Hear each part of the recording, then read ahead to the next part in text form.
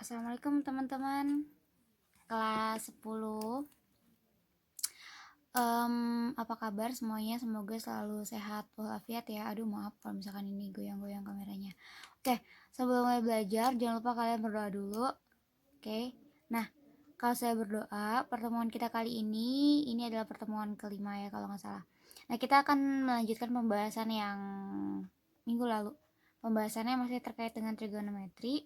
Nah, kalau minggu lalu kita udah bahas sudut-sudut perbandingan sudut-sudut trigonometri di sudut yang berelasi ya, kuadran 1, kuadran 2, kuadran 3, kuadran 4. Nah, seperti yang saya katakan seperti yang saya katakan minggu lalu, kita akan membahas terkait dengan sudut negatif dan sudut lebih dari 360 derajat. Oke, sudut negatif. Sudut negatif ya, sudut negatif itu mempunyai rumus itu seperti ini. Oke, bisa kalian baca ya. Artinya misalnya kayak sin negatif alfa, dia hasilnya adalah negatif sin alfa, cos negatif alfa hasilnya sama dengan cos alfa gitu. Nah, kita langsung ke contohnya aja ya. Misalnya nih contohnya trigonometri berikut. Yang pertama adalah nilai fungsi dari cos negatif 300. Yang kedua adalah sin negatif 45. Gitu ya. Oke, kita langsung kerjakan aja yuk. Yang pertama, sesuai dengan rumus ya penyelesaiannya. Untuk si cos sendiri, dia kan cos itu punya rumus cos negatif alfa, hasilnya adalah cos alfa. Ya, sehingga kalau saya punya soal cos negatif 300, hasilnya adalah cos 300. Nah, cos 300 ini dia berada pada kuadran 3 ya, dia ada di kuadran 3. Oke, sehingga kalian lihat lagi rumus di kuadran 3 yang minggu lalu ya. Kuadran 3 itu berarti dia punya rumus, berarti cos 300, sorry pakai derajat, cos 300 derajat itu akan sama dengan cos 360 derajat dikurang 30 derajat, sehingga hasilnya adalah cos 30 derajat.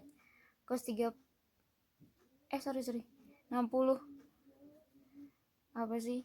Nah, cos 60 derajat hasilnya adalah setengah. Gitu ya.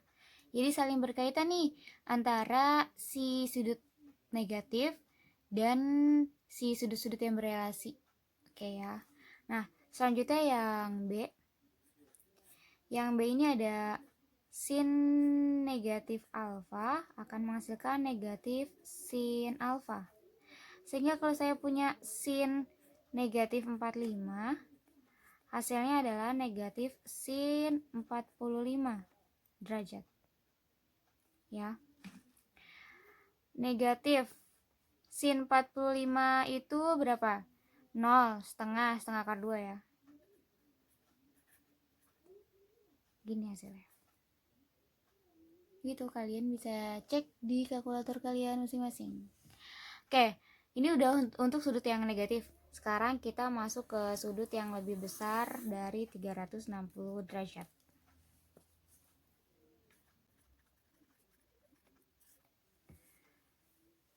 Oke. Tunggu ya, sorry ini kayak agak ngeblur gitu. Nah, untuk sudut yang lebih dari 360 derajat, rumusnya seperti ini teman-teman. Udah kelihatan kan? Oke, kita langsung ke contoh aja ya. Sama kok contohnya. Tentukan nilai fungsi trigonometri berikut. Yang pertama, misalnya saya mencari sin 1110 derajat. Yang kedua, saya mencari kotangen. Kok tangan sih aku sama kamu? Kok kangen sih itu. 765 derajat. Oke, ini cara pengerjaannya menggunakan rumus yang ini ya. Kita langsung aja ke penyelesaian. Kayak yang pertama itu kan ada sin 1110 derajat ya. Dia penyelesaiannya berarti harusnya kan sin yang lebih dari 360 derajat, misalnya gini. Sin alfa kan situ kan rumusnya adalah sin alfa sama dengan, bener gak? Sin K dikali 360 derajat ditambah alfa. Gitu kan? Nah, maksudnya di sini adalah sin 110 derajat. Nah, sin 110 derajat itu bukan berarti alfanya 110 derajat. Bukan ya, alfanya itu berarti yang ini. Gitu. Sehingga sin 110 derajat itu kita masukkan, atau gini, biasanya nulisnya kebalik gini deh. Sin K dikali 360 derajat ditambah alfa, hasilnya adalah sin alfa. Gitu. Nah, sin 110 derajat, gampangnya ya, simpelnya 110 derajat dibagi 360. 1110 dibagi 360 ya. Dia hasilnya berapa? 3 ya? Iya. 3 dikali 360 berapa tuh? 900. Saya hitung dulu ya.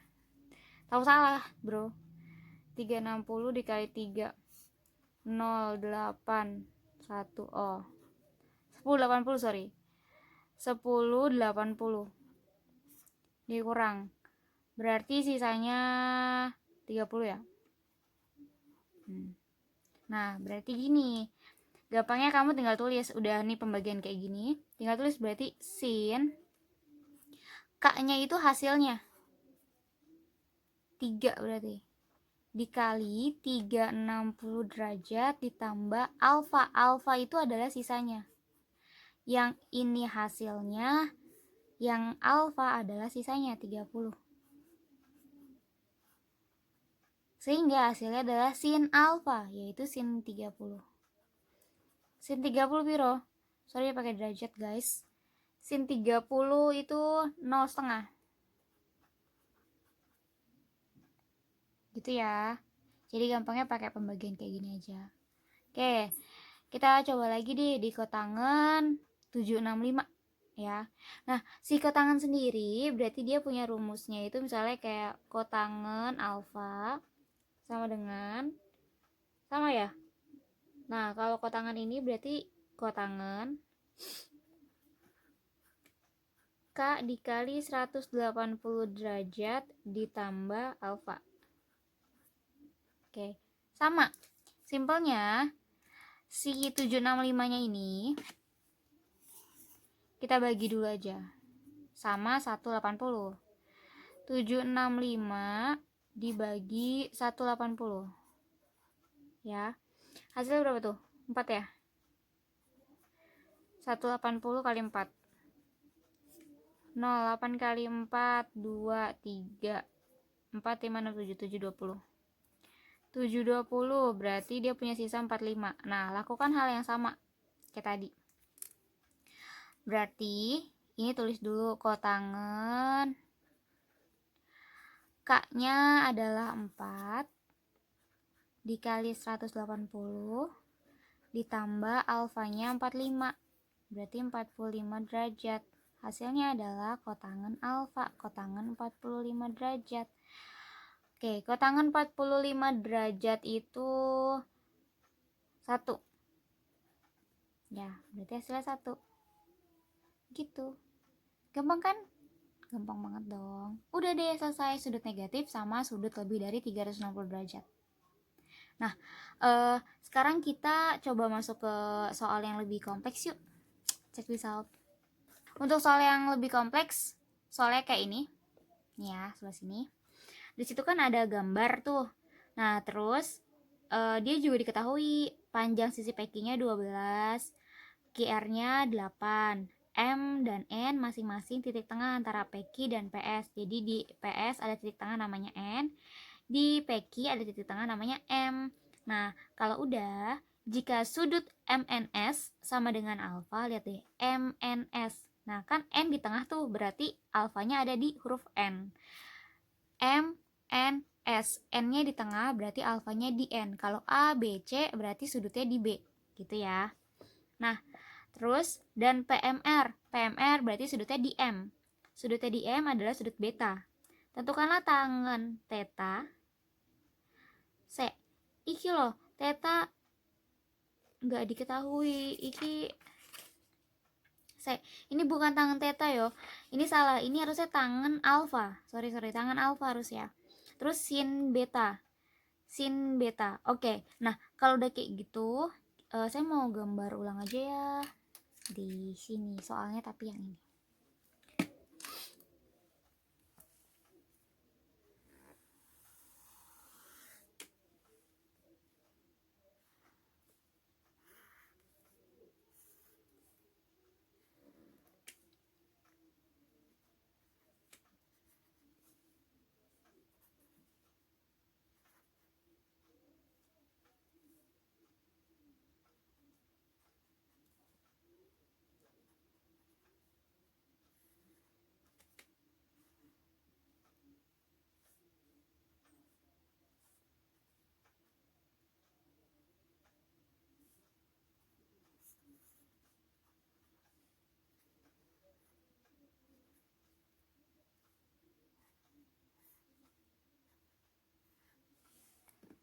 Oke, kayak gini ya. Yang ditanyain adalah tangen theta dan sin beta. Theta, sorry, alfa. Kan nggak ada alfa ya ini. Oke, nah kita lihat dulu nih tangen theta, tangen alfa. Tangen alfa itu yang ini kan. Berarti kita harus tahu dulu nih. Si ini kan berarti kalau dari R ke Q itu 8, SP-nya itu tan itu kan kalau kayak gini kita nggak bisa ya pakai yang tan desa, D persa, enggak. Ini kan kita nggak tahu segitiganya tuh siku-siku atau bukan, gitu ya. Jadi kita nggak bisa pastiin harus dia pakai yang desa atau enggak. Kita harus ngitung dulu ya. Kita ngitung yang alfa dulu nih. Yang alfa ini kita pisahin gambarnya aja ya, yang alfa. Oke, kalau yang alfa saya mau pisahin jadi ini M aja deh. Ini M, ini P, ini S, berarti di sini N, gitu ya. Ini ke sini. Nah, berarti alfanya ada di sini. Gitu. Nah, berarti S ini kan N ini titik tengah ya. Berarti SP-nya dibagi 2. Berarti ini 4, ini juga 4. Gitu. Nah, PM ini juga kan bagi 2 dari PQ kan. Berarti ini 6. Ini udah jelas siku-siku karena persegi. Oke. Nah, kalau ini persegi ya, berarti udah jelas banget nih. Ini dia membentuk sudut berpelurus. Ya, kalian ingat sudut berpelurus? Sudut berpelurus itu kalian bahas di SMP. Sudut berpelurus itu artinya, tunggu. Sudut berpelurus itu yang ini. Artinya si alfa ditambah yang ini. Ya, nih. Sudut semuanya. Artinya berpelurus. Nah, berarti alfa ditambah ini hasilnya 180 derajat kan? Nah, simpelnya kalau misalnya kita mau cari yang ini berapa nih? Kita mau cari ini nih. Berarti 180 derajat dikurang alfa. Iya kan? Nanti kita dapat yang ini. Kalau kita mau cari alfa, 180 derajat dikurang yang ini. Aduh, sorry. Suaranya habis. Oke, kita misalkan aja dia sudut PNM. Ya, PNM. N-nya di tengah kan? PNM. PNM. Berarti yang ini kita misalkan sudut PNM. Lah, kan alfa Bu, enggak, alfa itu bukan sudut PNM, tapi sudut SNM. Kalau saya tarik dari S ke M, SNM beda ya kotaknya ya. Alfa ini enggak termasuk di segitiga ini, gitu. Nah, sudut PMM ini adalah 180 derajat dikurang alfa, ya. Jadi kalau udah kayak gini kita bisa ngitung nih si tangan alfanya itu berapa. Kan tangan alfa itu kan rumusnya negatif tangan 180 derajat dikurang alfa. Loh, kenapa Bu negatif tangan gitu, ya kan? Nah, karena kan si alfanya ini nih ya berada di antara 90 derajat sampai 180 derajat. Kenapa?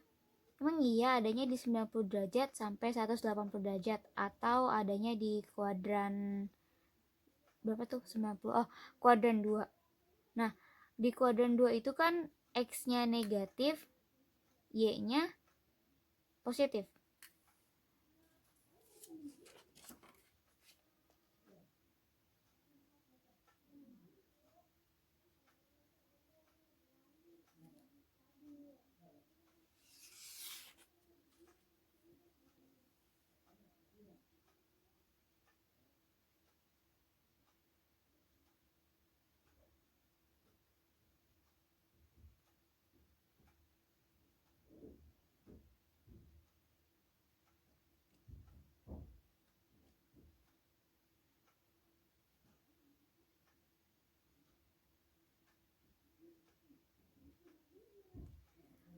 Oh, tunggu, sorry. Kita bisa cari si tangan alfa ini dengan rumus siku-siku. Saya gini ya. Ini sorry, saya coret. Sorry. Nah, kamu lihat yang segitiga siku-siku ini. Ya. Kalau kita mau cari si sudut PNM, ya, sudut PNM.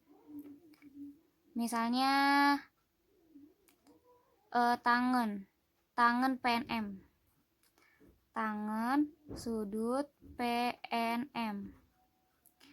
Sorry. Nah, dia kan siku-siku ya. PNM berarti di sini. Siku-siku nih berarti berlaku D D per sa. Kalau sudut yang ditanyakan yang ini, berarti depannya adalah 6, sampingnya adalah 4. 6 per 4. 6 per 4 bisa kita sederhanakan jadi 3 per 2.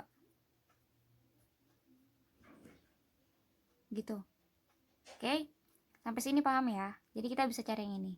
Nah, sehingga kan ini kan tangan sudut PNM-nya itu 3 per 2. Yang kita cari adalah tangan si alfanya ini. Kalau tangan sudut PNM-nya 3 per 2 udah ketahuan nih, berarti tangan alfanya, nah alfanya ini kan dia berada di kuadran 2 ya teman-teman. Berarti ada di kuadran 2, berarti nilai tangan di kuadran 2 adalah negatif. Bener kan? Kan yang di kuadran 2 yang positif itu cuma sin. Sehingga tangan alfa adalah negatif 3 per 2. Gitu. Nah, sekarang kita cari yang sin beta. Nah, sin beta itu kan berarti betanya ada di sini ya. Kalau misalnya gambarnya saya keluarin di sebelah sini deh. Ini tangannya nih. Si sin beta berarti betanya saya keluarin jadi gini. Ini M, ini Q, ini R. Ini bener gak sih?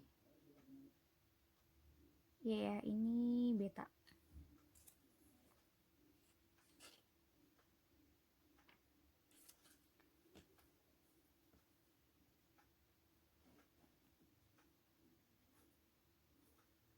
Oke, ini beta. Nah, si R ini kan 8, yang M-nya 4 ya. 46, sorry. Sama, kita cari dulu yang ininya. Ya, kita misalkan mau cari sudut ini nih. Berarti RMQ. Berarti sudut sin sudut RMQ. Kan dia siku-siku ya. RMQ. Berarti kalau sin itu sin desa, sin demi, sorry. Sin demi. Dari sudut ini depan per miring. Waduh, miringnya belum ada. Berarti cari pakai triple Pitagoras. Dihitung 8 kuadrat ditambah 6 kuadrat, kemudian diakarkan. Ya, hasilnya adalah 10. Dari triple Pitagoras. Oke, berarti D per mi. Depan miring berarti 8 per 10. 8 per 10. Ya, 8 per 10 itu bisa kita sederhanakan menjadi dibagi 2 ya, jadinya 4 per 5. Itu si RMQ-nya. Di sini nih. Sini ini. Sorry teman-teman, gambarnya salah. Sorry. PMR ya. PMR itu adalah beta. Berarti gambarnya salah ini. Astagfirullahaladzim, sorry. PMR. PMR. Di bukunya itu salah gambarnya. Dibenerin ya. PMR, jadi garis yang ini kan PMR. Gitu, PMR. Nah, berarti betanya tuh yang ini. Terus sampai bawah. Ini juga saya salah. Saya TP-kan dulu.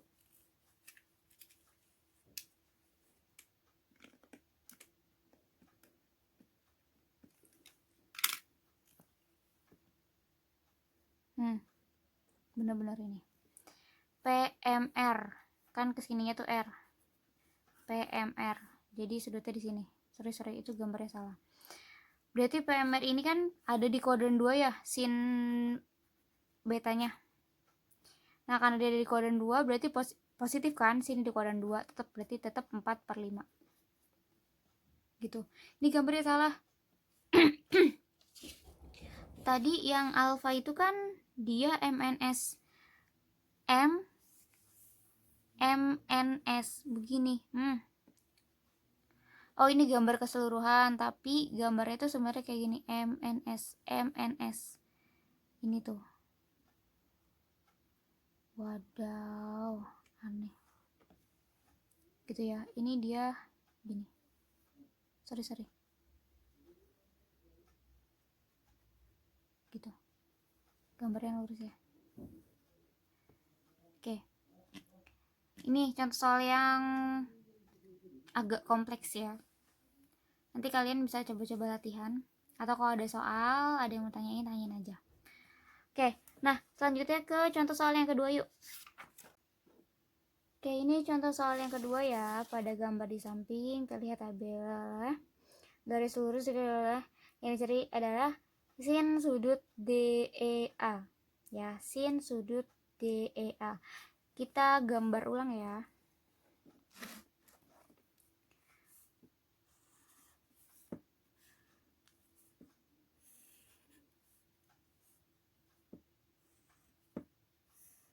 Ini siku-siku.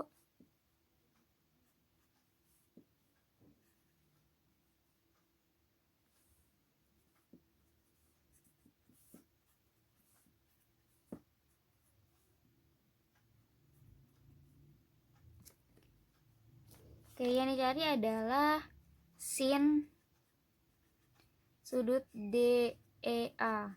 Berarti sudutnya di E. Ini DEA itu mana? Ini ya. DEA. Berarti yang dicariin sudut ini. Kita misalkan aja alfa. DEA ya. Nah, yang diketahui dari soal adalah dalam segitiga ini ya. Yang diketahui adalah tangen DAE.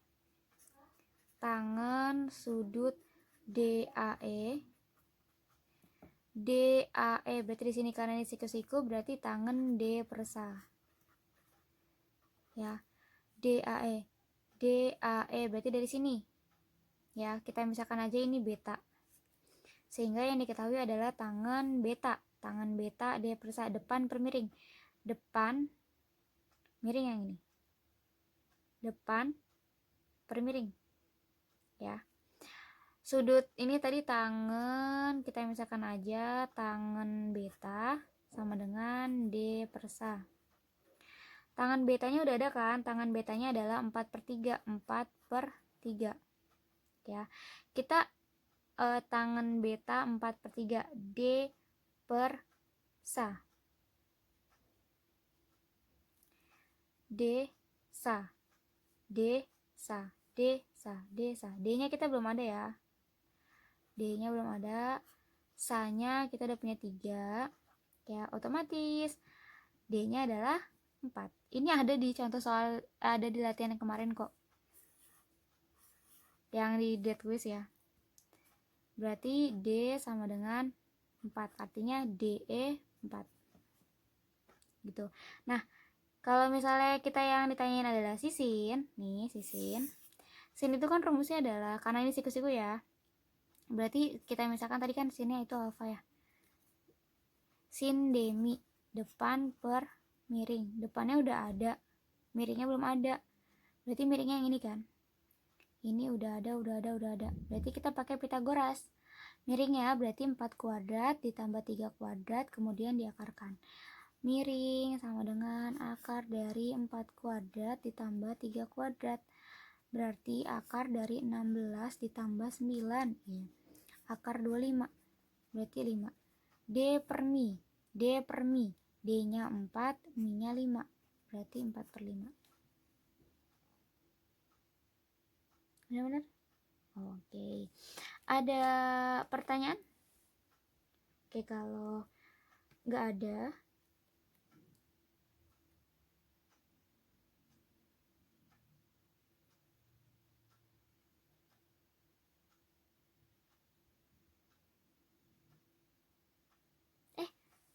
sorry.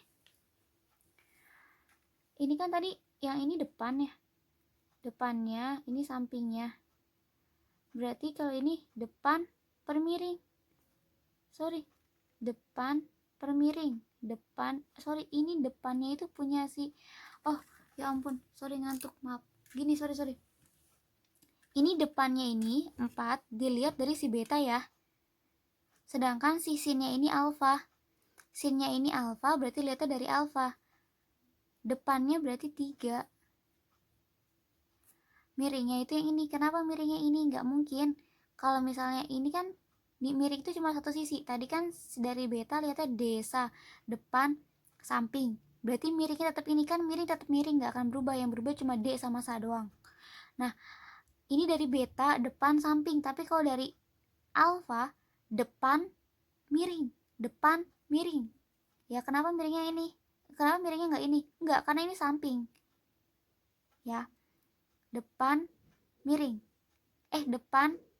Depan samping. Kalau dari si beta, kalau dari alfa tuh depan miring. Depannya 3, miringnya 5. Jadi kita menghitung D ini cuma untuk mencari si mi. Ya, si miring. Sorry, ini bukan 4/5 guys, tapi 3/5, maaf. Keliru. Gitu ya. Jadi, yang berubah itu D sama sa-nya. Miringnya tetap miring. Mau itu dilihat dari sin, mau itu dilihat dari cos, mau itu dilihat dari tan, miring ya miring. Yang berubah hanya si depan dan samping. Kita menghitung depan di sini 4, depannya adalah depan tangan beta.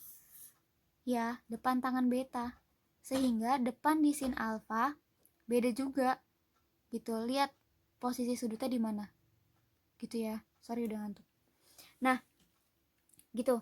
Jadi gampang. Nah, sekarang saya mau beralih nih ke soal cerita ya. Soal cerita itu, soal ceritanya ada yang ini ya. Ya, kayak seorang anak sedang bermain layang-layang di lapangan. Ya. Layang-layang tersebut berada di udara dengan mengikuti angin yang berarah ke barat. Bila ke arah timur merupakan kuadran 1. Oke. Kan nah dibilang di sini timur merupakan kuadran 1 dan layang-layang. Oke. Timurnya kuadran 1 nih. Ini contoh pakai spidol biru aja. Kuadran 1, kita berarti bikin kuadran dulu ya. Ini kuadran 1 nih, timur. Ini kuadran 1. Ya. Kemudian dibilang tadi tuh anginnya berarah ke barat. Kalau ini timur berarti lawannya barat. Berarti arahnya ke barat. Ini arah anginnya ya. Ini anginnya ke sini. Kan barat. Ya. Berarti layang-layangnya tuh di sini. Kan dia lagi main layangan kan. Gimana sih gambar layangan teh? Gitulah. Ya. Nah, dia lagi main layangan nih, di bocahnya tuh di sini. Gitu. Dia lagi main layangan, arah layangannya ke barat. Nah, terus dibilang bila arah timur merupakan kuadrat 1 dan layang-layang yang miring ke arah barat memiliki sudut terhadap bumi, kalau dia main di sini berarti buminya yang ini dong. Masa bumi di atas? Nggak mungkin, di atas kan langit. Buminya di sini, dia memiliki sudut terhadap bumi 30 derajat. Anak ini terhadap bumi 30 derajat. Gitu. Nah, maka berapakah nilai dari sin alfa, cos alfa, dan tangen alfa? Yang ditanya adalah nilai dari sin alfa, cos alfa, tan alfa. Ya, ini kurang soalnya jika alfa dimisalkan sudut yang ini. Ya, ini udah jelas siku-siku loh. Kalau kita tarik garis. Ya, sin alfa. Berarti sin alfa itu kan berapa tuh? Sin alfa adalah sin 30. Ya. Kan alfa udah jelas 30, berarti ini sin 30. Ya, kita lihat ya kan adanya di kuadran 2. Ya kan 1 2. Kuadran 2 berarti si sin alfa ini kan punya rumus apa tuh? Sin 180 derajat dikurang alfa. Bener ya? Oke. Berarti kalau alfanya 30 di sini adalah sin 180 dikurang 30 derajat. Ya, berarti sin 30 derajat. Benar? Oke. Berarti sin alfa, si alfanya itu 30 derajat. Berarti sin 30 derajat sama dengan 0 setengah. Oke, atau simpelnya gini. Ini kan 30 derajat ya. 30 derajat di kuadran 2. Sin 30 derajat di kuadran 2. Berarti kan sin di kuadran 2 nilai positif. Berarti tetap aja positif. Gitu. Nah, sekarang cos. Sorry guys, tadi ada yang salah. Sorry ya, tadi ada yang salah. Bener-bener salah itu. Oke, cos 30 derajat, tapi dia kan adanya di kuadran 2. Ya, cos di kuadran 2 negatif. Kita cari aja cos 30 derajat dulu deh. Cos 30 derajat kan 1/2 akar 3 ya. Tapi karena dia adanya di kuadran 2, jadi cos alfanya sama dengan negatif cos 30 derajat. Berarti negatif setengah akar 3 karena dia ada di kuadran 2. Sekarang tangen. Tangen 30 derajat. Tangen 30 derajat itu kan 1/3 akar 3. Gitu kan. Nah, karena di kuadran 2, tangen itu kan negatif. Karena yang positif cuma sisin aja. Sehingga di sini tangen alfa sama dengan negatif tangen 30 derajat. Berarti negatif 1/3 akar 3. Gitu ya. Oke, enggak. Oke, ada pertanyaan sampai sini. Saya harap sih nggak ada ya. Ini ada salah satu soal penerapan. Tugas kalian adalah kalian harus mencari terkait dengan masalah kontekstual yang terkait dengan rasio trigonometri, yaitu sudut elevasi dan sudut depresi. Ya, kalian harus buat gambarnya bagaimana sudut elevasi itu. Kemudian kalian buat juga gambarnya bagaimana sudut depresi itu, apa yang dikatakan sebagai sudut elevasi dan apa yang dikatakan sebagai sudut depresi. Kemudian kalian buat masing-masing satu contoh soal yang berbentuk cerita terkait dengan sudut depresi dan sudut elevasi. Ya, oke, itu tugas untuk minggu ini. Terima kasih. Kalau ada pertanyaan silahkan PC aja. jangan malu. Mohon maaf kalau penjelasan sekarang itu agak ngejelimet ya, karena udah ngantuk banget guys, mohon maaf banget ini. Oke, padahal udah ngopi americano sampai 2. Ya udah. Oke, terima kasih banyak. Wassalamualaikum warahmatullahi wabarakatuh.